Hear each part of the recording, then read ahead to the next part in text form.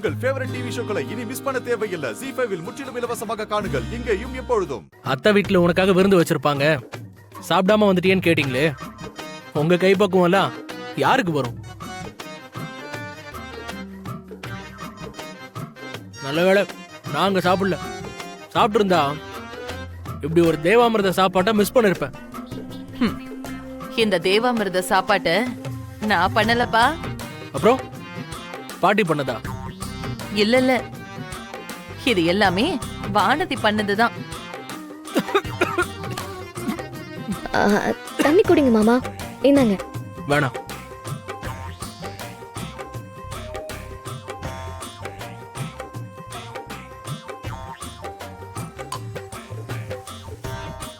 அவ வீட்ல இருந்து கொண்டு வந்து கொடுத்ததுதான்ப்பா உனக்கு நான் பரிமாறினேன். அருள், உன் மேல எவ்வளவு பாசம் இருந்தா நீ சாப்பிடலன்னதும் அந்த சாப்பாட்டை எல்லாம் அவசர அவசரமா கேரியர்ல கட்டி இங்க தூக்கிட்டு வந்திருப்பா.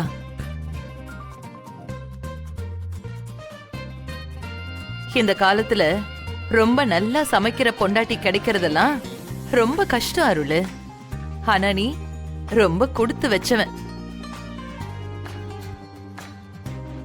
உனக்கு அப்படி ஒரு பொண்டாட்டி கிடைச்சிருக்கா. நீ தங்க வளையல எனக்கு வாங்கி தரேன்னு சொன்னல, அத வாங்கி உன் பொண்டாட்டி கையிலேயே மாட்டி விடு.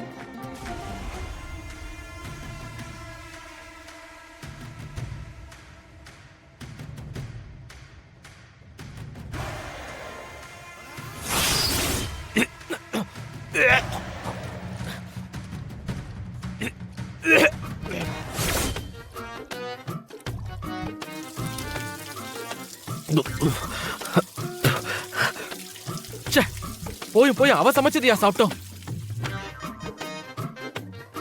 இதுல அவ சமைச்சதுன்னு தெரியாம அவ முன்னாடியே நல்லா இருக்குன்னு சொல்லி தொலைச்சிட்டியடா.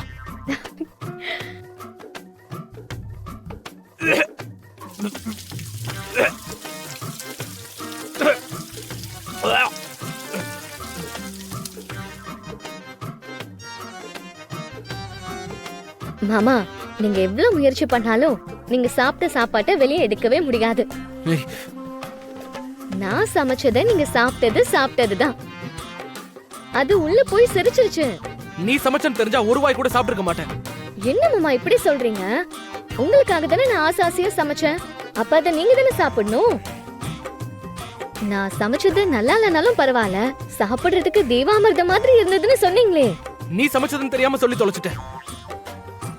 இருந்தாலும் சாப்பாடு நல்லா இருக்கு போய் தானே அப்படி சொன்னீங்க.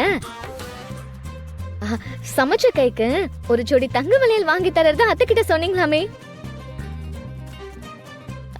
எப்போ வாங்கி தருவீங்க? இப்ப என்ன என்ன ஏமாத்தி சாப்பிட வச்சுட்டு நக்கல் வேற பண்ணிட்டு இருக்கியா? நில்லு.